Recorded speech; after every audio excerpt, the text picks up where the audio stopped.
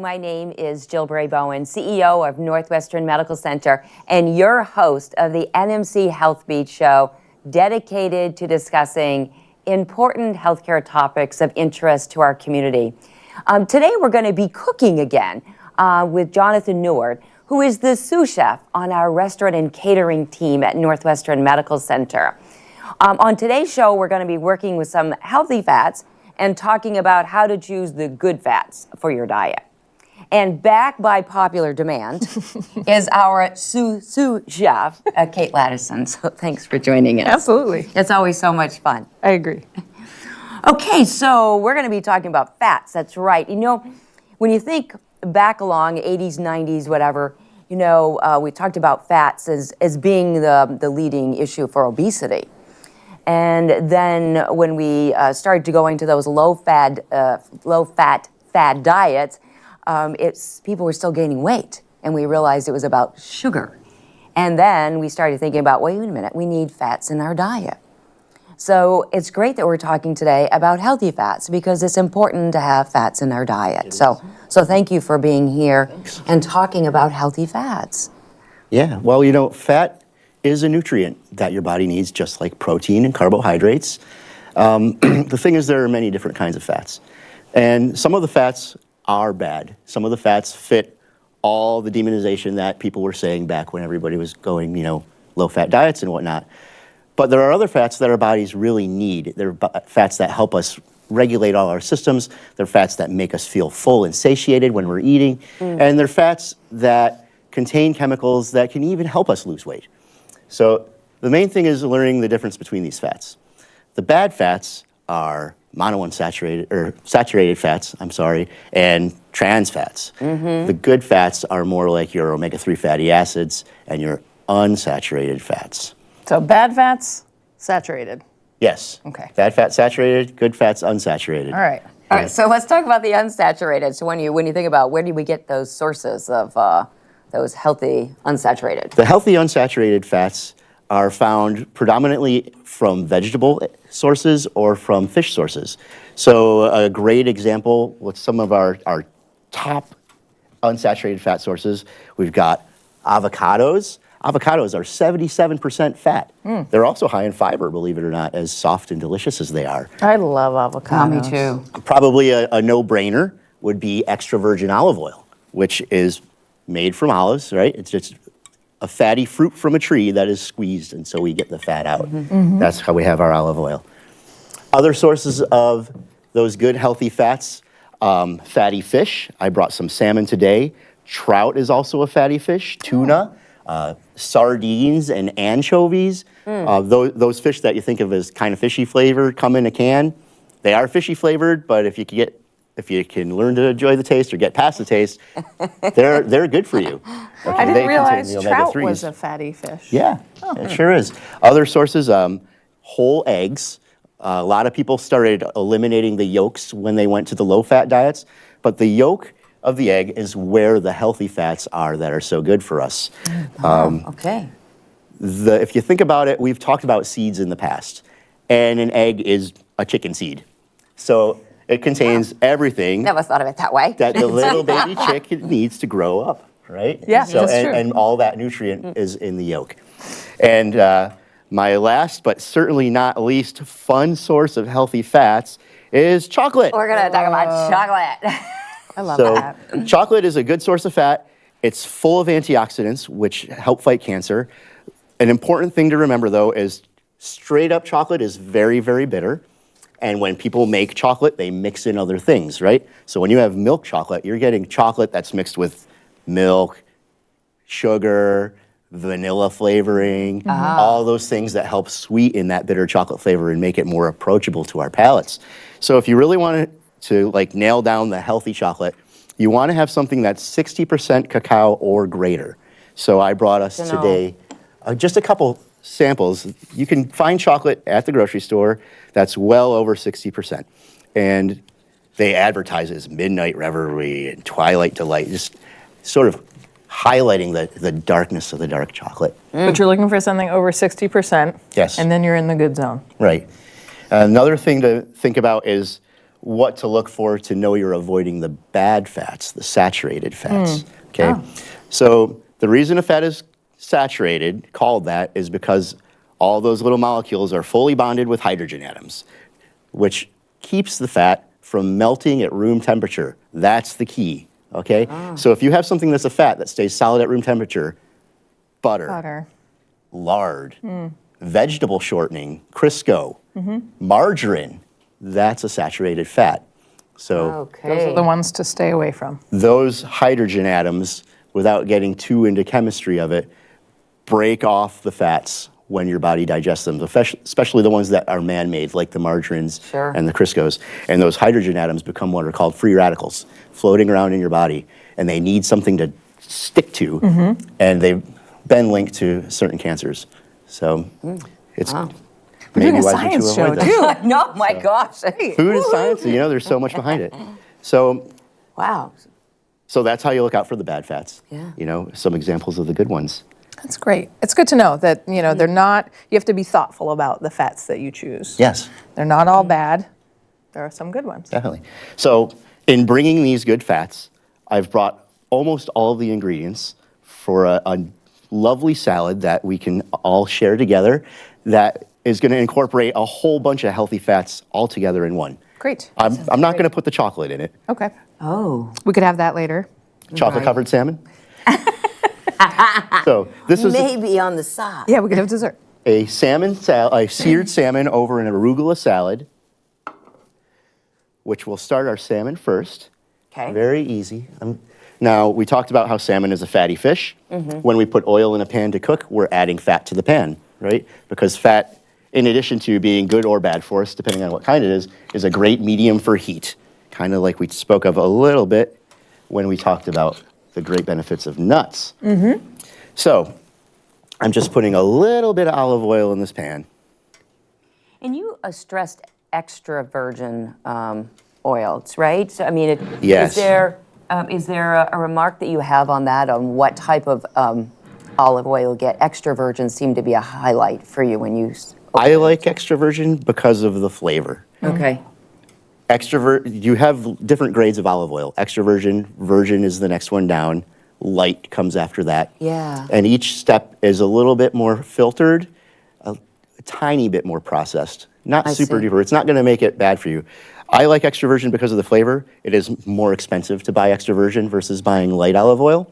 If you're cooking like we are right now, you may decide that light olive oil is a little bit better because a lot of those flavor compounds are going to get cooked out. So Okay. if you're Good to know. minding your pennies, which is never a bad idea, Right. it may be worth it to buy the bottle of extra virgin to sprinkle on top of your salad, or maybe dip a small piece of bread into and have the light on hand for what you're going to be sauteing. Okay. Okay. That's very helpful. Thank you. So first we'll start our salmon. Okay. So just a little bit of oil. Now, a lot of times when I'm teaching our patient cooks at the hospital how to properly sear something, I tell them you want to start with the presentation side, which is going to be this side right here, down, and sear that first. But in the interest of our salad today, we're actually going to go against the mold with that, and we're going to take it and put it in on the skin side. And you can hear it start sizzling up right away. Nice. And as our salmon cooks, we'll get back to, we'll make the salad, and then we'll get back to why we're kind of searing it backwards. Okay. So that's a little hint there. Next, we'll make our salad. With arugula. So arugula, I love that. one of my favorite greens. Yeah. We've talked about it before. We did an arugula salad on another segment, I know. Such a good idea if you are feeling bored with regular lettuce or something, right? It's got that nice little peppery Different. bite to it. Of course, it's a member of the kale family. It's not truly a salad green. That's right. And to our arugula, we're going to add a little pinch of salt. Just a touch. A few cracks of pepper.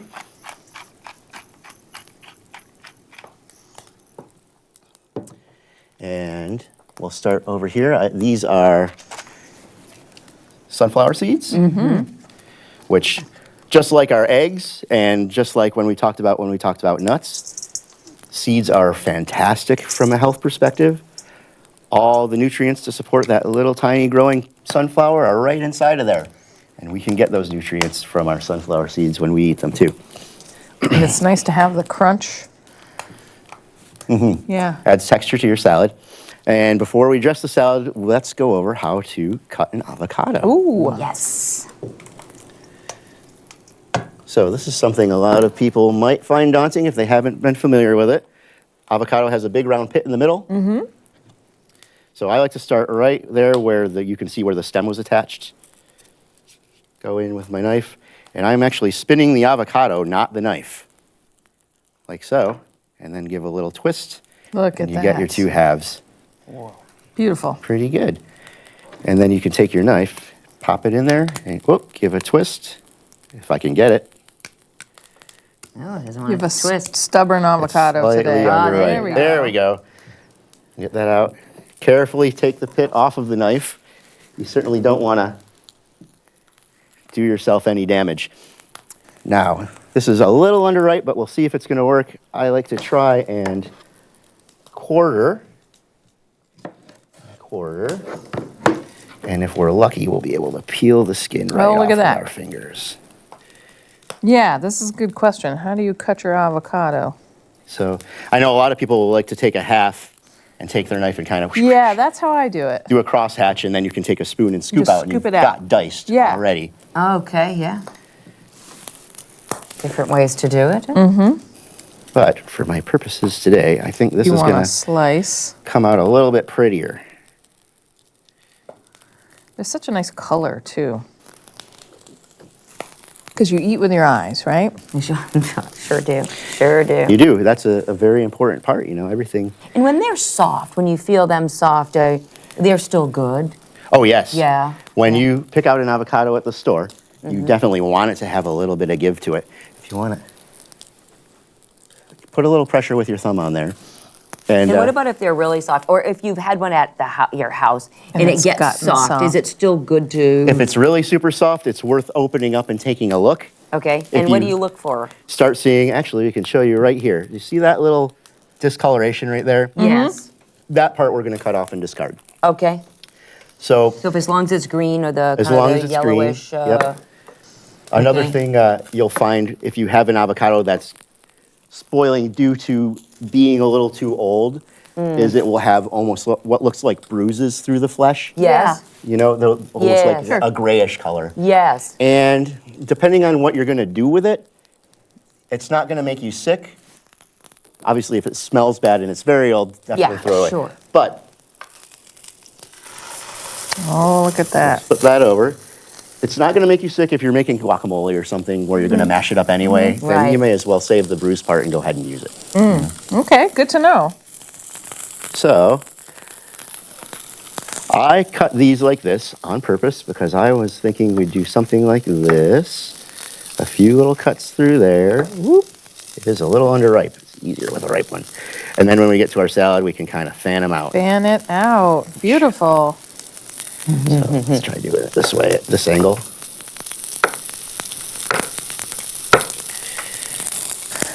Very fancy. Yes. We can I love fan it. it out. So that will go on our finished salad and look extra pretty. Nice. So back to our salad while our salmon is continuing to cook. Very easy dressing. We already seasoned with salt and pepper. Yes. All we're going to do is extra virgin olive oil and lemon juice. Nice. Ooh. Simple. Simple, no need to get crazy with making a complicated vinaigrette or trying to do something that's emulsified. Those are also great and delicious, but especially for my personal taste, I just love good olive oil, and that's the flavor I like. I like that better than trying to get crazy vinegars and all kinds of weird herb flavors and stuff. I just like it really simple and easy. Well, simple is good, right? Because sometimes what slows us down is just the amount of time we think something's going to take, and so you avoid True. making a fresh dressing. And So we got that, and we've got just a lemon. I'm going to squeeze it over a strainer just to catch any seeds. And it looks like we've got a pretty good lemon here. No seeds on that side. Nice and juicy. Smells good. No seeds on that side. Nice. Well, Makes it look nice and easy to create a nice little dressing. that was great. That's my salmon tongs. These are my salad tongs. So we're just going to give it a quick toss. And now, something that I've talked about during these segments a lot is techniques, not recipes, right? It's That's learning right. how to make a salad, and then you put what you want in it. Because food should be fun, and it should be good, and you should always enjoy it, because that is a very important part. So I'm looking at this, and I'm thinking, you know what? Looks a little plain Jane to me. But This is where he's adding the chocolate. actually, I was thinking, I just want to put the rest of this avocado in. Yeah. So, just like when we made the fans, I get to do that, but this time I'm going to turn it 90 degrees and go back through and do a little dice. I was hoping you'd put the rest of that avocado in there. I know, me too. So we'll get a little bit more I avocado. love avocado in my salads. So let's see here. Guess I'm just going to scoop this right up with my paws. Yes. Go right in here. The best kitchen tools we have, right? The The hands. Exactly. Yep, that's pretty. And we'll give it another quick toss just to mix our avocado right through. And John, if you were, you dressed the whole salad, if you were gonna make some for lunches or something, would you not dress it until you were gonna eat it? Or do you think that'll last Yes. really well the way that it is? You could put everything together and leave the dressing and dress when you're ready to go. The acid from the lemon juice that's in there is going to have a little effect on those greens. If we eat right now, it'll be fine. If we were to just leave this on the table or stick it in the fridge for For tomorrow or something? tomorrow, yeah, we would discover that our greens had gotten all wilty Yep, and okay. soggy. Just save that and do it at the last minute. Yes. So we'll go right to our plate. Looks good.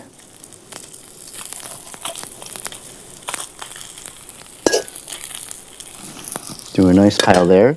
Now, earlier we had spoken about why we were going to put the skin side down first. And Right. the reason is a lot of people don't care for the skin.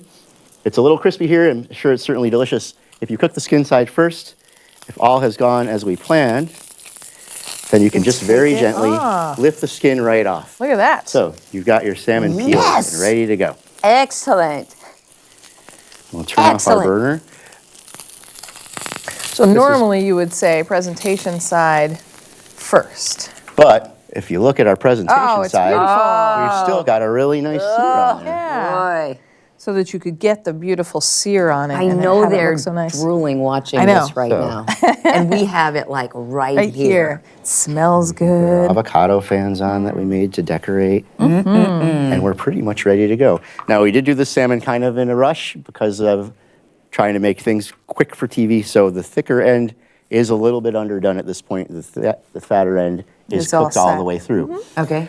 Coming from the restaurant background that I have, in points far away from here, we would always have our servers ask what temperature people want their salmon cooked.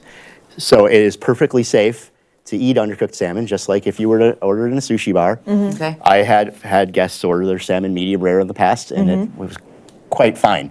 So that's something to bear in mind if you're cooking this at home.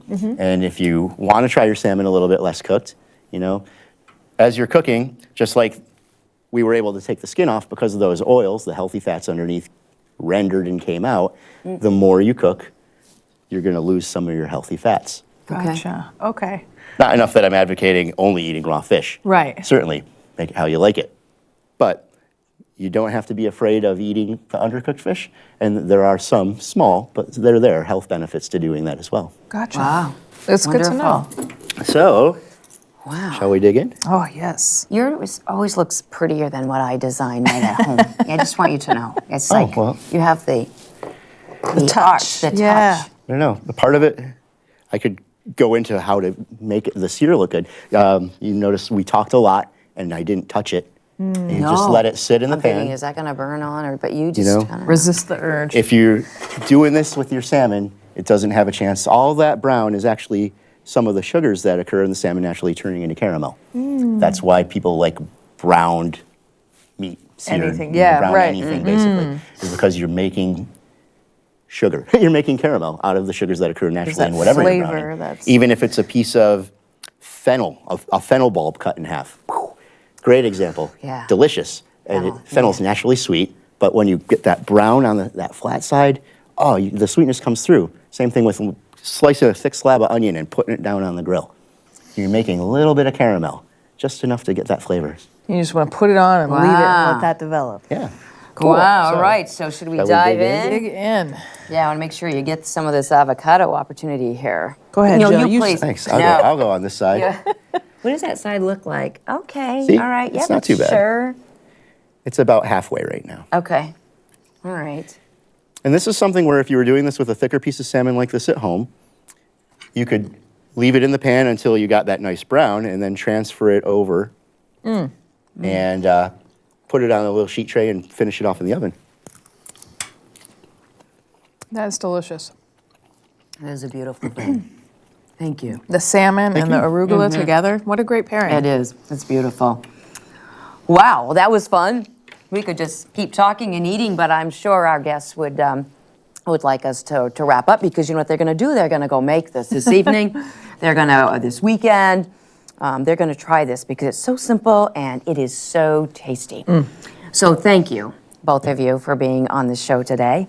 It's fabulous. This is wonderful. And for all of you, you know, thanks for sharing and being with us today and recognizing that healthy fats are really important to be in our diet. So look at the opportunities. So join us in having some healthy fats in your diet.